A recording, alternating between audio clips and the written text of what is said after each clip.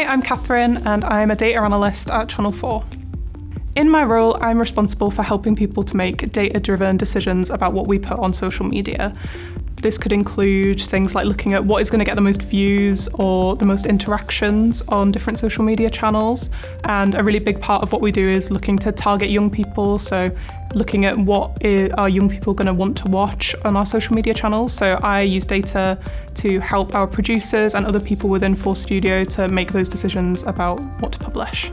So for example, we might want to look at how many likes a piece of content is getting, how many shares, what the comments are. We might look at whether those comments are positive or negative, what people's reactions are, and also like the number of views and how long people are viewing for. A typical day for me includes meeting with other people in my department to find out how I can help them, so what they're working on and what data they need from me. I then write code to get data from our database that is related to their query, and I use software to create graphs and visualizations to show what that data is saying. And then I will bring that back to them, explain what I've found, and help them to understand it so they can make their decisions. So the most useful subjects I studied in school were maths, English and art. Maths is really important for working with numbers and data to be able to work out percentages or averages. English is really important for explaining things to people and writing reports. And art was really important for making things look great and easy for people to understand. I actually taught myself to code when I was 17. I started by using online classes to learn how to code in Python, and then later on I learned SQL, which is what I mainly use in my role now. Being able to code is really important for this role because you need to be able to write code in order to access data from the databases and combine it into different formats to suit the task at hand.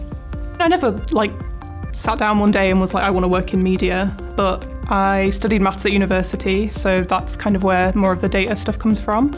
And after I finished university, I was pretty sick of doing maths, so I went and got a job making social media content for my local council.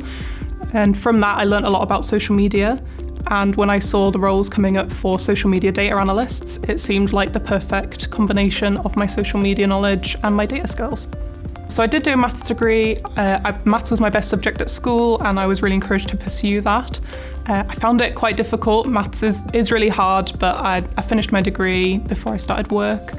I think it's a great option for kind of setting you up for this kind of job, but there's also the option of doing apprenticeships. I currently manage an apprentice who's working towards a qualification in data and analytics. So there's lots of different routes to get into this kind of role. One barrier I faced into getting into media was I really didn't want to move to London.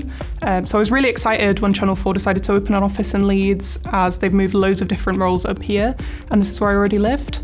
The other barrier I faced was I actually applied for this job twice, and the first time when I applied I didn't have all of the skills that I needed. So after I applied that first time and didn't get through, I went away, taught myself some more of those skills using online courses, and then applied again a year later and was successful.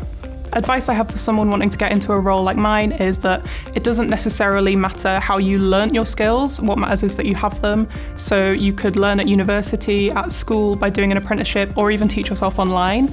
And as long as you have those skills and are able to demonstrate them, it should be possible for you to get a job like mine.